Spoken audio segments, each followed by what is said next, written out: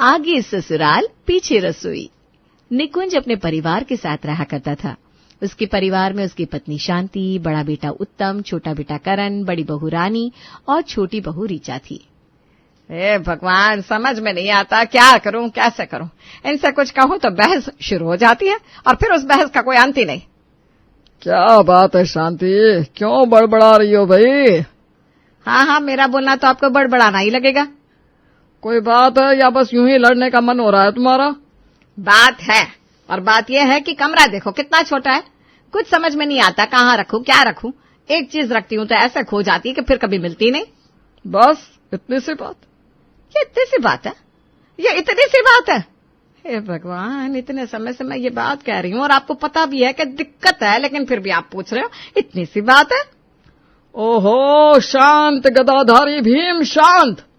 इतनी सी बात मैंने इसलिए कहा क्योंकि ये समस्या दूर होने वाली है। कैसे? ऐसे कि मैंने नया घर ले लिया है, वो भी बड़ा वाला, जिसमें 4 बड़े बड़े कमरे हैं और बीच में एक बेहतरीन और बहुत बड़ा हॉल। ये बात वहां से गुजरती हुई उनकी बहुओं रानी और ऋचा ने सुन ली। वो दोनों चौंक गई। पापा जी, आप मजाक कर रहे हैं या सच बोल रहे हैं? सच बोल रहा हूँ रानी बेटा। ये तो बहुत अच्छी खबर है, लेकिन अभी तक आपने हमें बताया क्यों नहीं था? क्योंकि हम लोग तुम लेडीज को सरप्राइज देना चाहते थे कल। हाँ, पर पापा ने आज ही बता दिया। तुम्हारी मम्मी बड़बड़ा रही थी तो मुझे बताना पड़ा। अब नहीं बड़बड़ाऊंगी। नए घर की बात सुनकर घर में खुशी का माहौल था। अब सब लोग बस अगले दिन का इंतजार कर रहे थे, क्योंकि अगले दिन उनको नए घर में गृह प्रवेश करना था। अगले दिन पूरे परिवार ने बड़े ही धूमधाम से नए घर की तैयारी की। पूजा का सामान, मिठाइयां, फूल और बच्चों के उछल कूद, सब कुछ देखने लायक था। जैसे वो लोग नए घर के सामने पहुंचे, शांति, रानी, ऋचा और बच्चे पहली बार वो घर देख रहे थे। हे राम, ये घर है या कोई महल? हे भगवान, इतना बड़ा घर तो मैंने सपने में भी नहीं सोचा था। दीदी, लगता है जैसे किसी टीवी सीरियल में आ गए हो। घर वाकई कमाल था। 4 बड़े बड़े कमरे। पहला कमरा बिल्कुल सड़क की साइड, उसके पीछे दूसरा, फिर तीसरा और चौथा, और इन सब से आगे एक बड़ा हॉल, जैसे किसी शादी ब्याह का पंडाल। पापा, मैं इस हॉल में रोज डांस करूंगी और मैं यहाँ क्रिकेट खेलूंगा। गृह प्रवेश की पूजा हुई। पंडित जी ने मंत्र पढ़े, सबने मिलकर आरती की। एक बात बोलूं, अब तक की जिंदगी जैसे किसी डिब्बे में काटी थी, अब असली जिंदगी शुरू होगी। और मम्मी, अब आप बड़बड़ाना बंद कर देना, आपके लिए भी एक अलग कमरा है। और मम्मी जी, अब सामान भी खोएगा नहीं, पूरा स्टेडियम जितना घर है। पापा जी, एक बात पूछूं, रसोई कहाँ है? बेटा, अब इस घर में रसोई हम खुद चुनेंगे, जो चाहो उसे बना लो किचन। मेरा तो मानना है सबसे आगे वाला जो कमरा है ना, वही किचन बने, बाकी 3 में हम लोग रहेंगे। हाँ, सही कहा, आगे ससुराल पीछे रसोई। सबने इस पर सहमति दी और पहले कमरे को किचन बनाने की तैयारी शुरू हुई। ये कमरा तो इतना बड़ा है, इसमें 3 किचन समा जाएंगे। सही में, यहाँ तो डबल फ्रिज, 2 माइक्रोवेव और 4 स्टव आ सकते हैं। चलो अब नए किचन में कुछ मीठा बनाओ और सबके लिए चाय भी। मम्मी जी, आज आपके लिए हम मिलकर किचन की पहली खीर बनाएंगे। रानी और ऋचा ने मिलकर खीर और अदरक वाली मसालेदार चाय बनाई। वाह, आज तो जैसे होटल में खाना मिल रहा है। मम्मी, खीर इतनी टेस्टी है, मैं रोज यही खाऊंगी। सब कुछ ठीक चल रहा था, लेकिन अगले दिन जब रानी किचन में चाय और पकोड़े बना रही थी, तभी अजीब सी बात हुई। अरे ओ नए पड़ोसी, पकोड़े बन रहे हैं, हमें भी बुला लो। हाँ भैया, आइए, गरम पकोड़े तैयार है। वो पड़ोसी फटाफट अंदर आ गया। तभी एक और पड़ोसन उधर से गुजर रही थी। ओहो, इन्हें बुला लिया और हमें नहीं, हम भी तुम्हारे पड़ोसी हैं। जी दीदी, आइए ना, आप भी बैठिए। रानी ने पकोड़े और चाय दोनों को बांट दिए। जब शांति और निकुंज ने ये देखा तो हैरान रह गए। रानी, ये कौन लोग हैं जो पकोड़े उड़ाते जा रहे हैं? मम्मी जी, वो झांक रहे थे और कह रहे थे हम भी खाएंगे, तो मैं मना नहीं कर पाई। हाँ, हम आपके पड़ोसी हैं, नए पड़ोसियों से मेल जोल तो ऐसे ही बनता है। वैसे पकोड़े बहुत मजेदार बने हैं। वाह वाह, क्या बात है, पर चलो कोई बात नहीं। पड़ोसी और पड़ोसन को पकोड़े खिलाकर जैसे घर से विदा किया गया, शांति का चेहरा बदल गया। मुस्कान की जगह नाराजगी थी और जुबान जैसे फुल स्पीड में गियर डाल चुकी थी। वाह रे मेरी बहुओं, क्या कमाल कर दिया तुम दोनों ने। अरे पागल रानी और बेवकूफ ऋचा, ये मोहल्ले भर की कैंटीन खोल रखी है क्या? मम्मी जी वो लोग खड़े होकर देख रहे थे और बोलने लगे कि बुलाओ ना, तो मैं मना नहीं कर पाई। हाँ मम्मी जी, बहुत अजीब लग रहा था, सामने से देख रहे थे और मुस्कुरा रहे थे। तो मुस्कुरा रहे थे तो तुमने पकौड़े थमा दिए?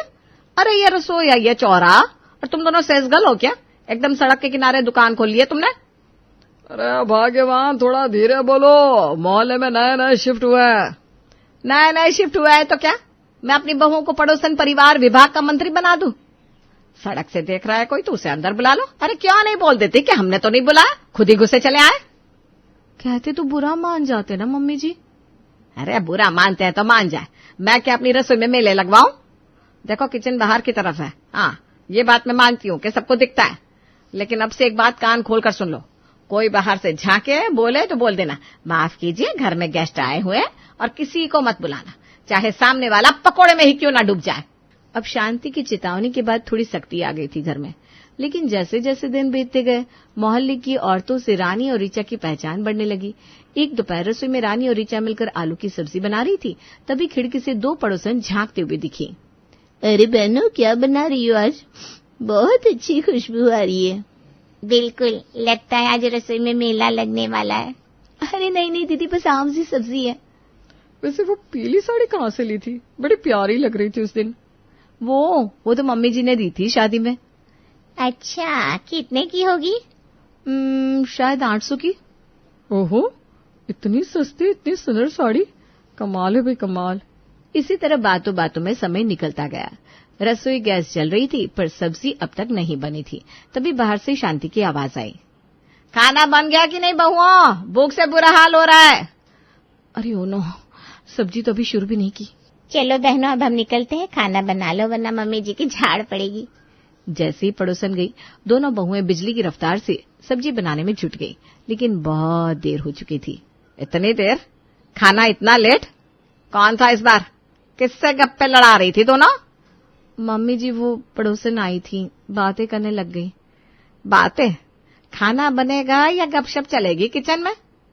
तुम तो एकदम CID बन गई हो। अरे तो और क्या करूं, बहुएं रसोई में रसोईया नहीं रेडियो बन गई हैं, बस पूरा टाइम बक बक बक बक। तभी उत्तम और करण भी आ गए और बातों का पिटारा खुल गया।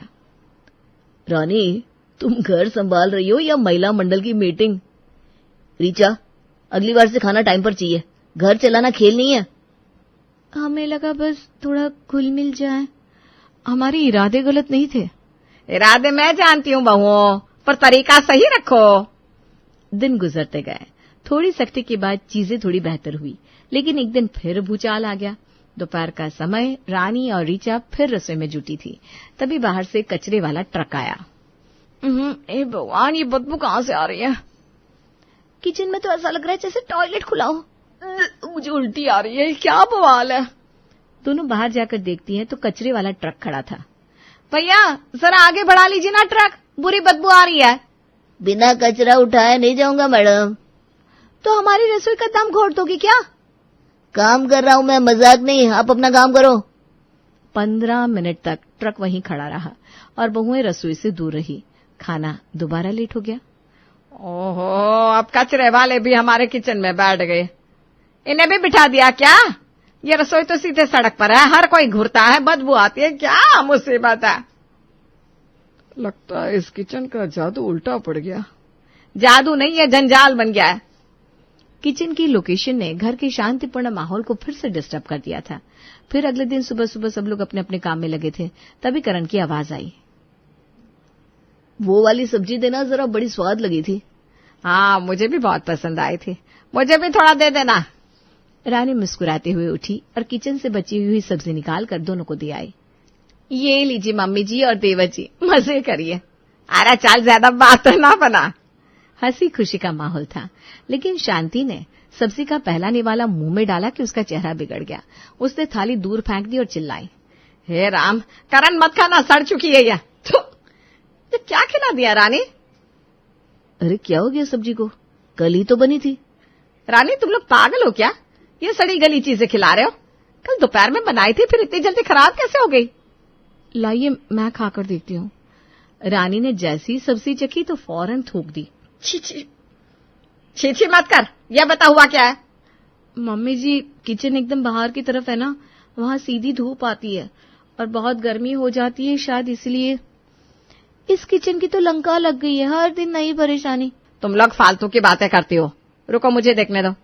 शांति गुस्से में किचन की तरफ गई और वहां की हालत देखकर भौचक्की रह गई। सचमुच वहां बहुत तेज धूप और गर्मी थी। यहाँ तो सचमुच बहुत धूप और गर्मी है। मम्मी जी, मैंने तो यही कहा था, पर आपको यकीन नहीं तो क्या करें हम? अरे चुप रहो। सुनो, अब से कोई भी सब्जी बाहर मत रखना, जो भी बच जाए सीधे फ्रिज में रखना। रानी और रीचा ने सिर हिलाते हुए हाँ कहा, लेकिन अगले दिन फ्रिज में रखी सब्जी भी खराब निकली। ओ तेरे की, अब तो फ्रिज में भी खराब हो रही है सब्जी, ऐसा कैसे? मम्मी जी, फ्रिज के ऊपर धूप सीधी पड़ती है ना। एक बात बताओ, दोपहर में यहाँ काम करना भी बहुत मुश्किल हो जाता है। शांति गंभीर हो गई, वो रानी की तरफ मुड़ी। सच में इतनी परेशानी होती है? हाँ मम्मी जी, अब आपको समझ में आ ही गया होगा, इतनी गर्मी में तो दम घुटता है। शांति ने उसी दिन निकुंज से इस बारे में बात की और सबने मिलकर किचन बदलने का फैसला किया। काफी विचार विमर्श के बाद तय हुआ कि शांति और निकुंज वाला आखिरी कमरा अब किचन बनेगा और रानी और रीचा को उनका कमरा दे दिया जाएगा। लेकिन हम लोग इतनी गर्मी में कैसे रहेंगे? अरे खिड़की बंद करवा देंगे और एसी लगवा देंगे। हाँ, ये सही रहेगा। कमरे का बदलाव हुआ, नया किचन आखिरी कमरे में शिफ्ट हुआ और पुरानी किचन की खिड़की बंद करके उसमें एसी लगवा दिया गया। अब रानी और रीचा बहुत खुश थी क्योंकि नया किचन ठंडा और आरामदायक था। वाह, अब तो मजा आ गया। खाना बनाना भी जैसे पिकनिक लगती है। हाँ दीदी, अब तो पूरा दिन यहीं बैठ जाऊं। लेकिन उसी शाम को जब प्रिया और प्रेम का पढ़ाई का समय हुआ तो दोनों घर में कहीं दिखाई नहीं दिए। पूरा घर सर पर उठा लिया गया, पर बच्चे गायब। प्रिया, कहाँ हो तुम? प्रेम, कहाँ चले गए ये दोनों?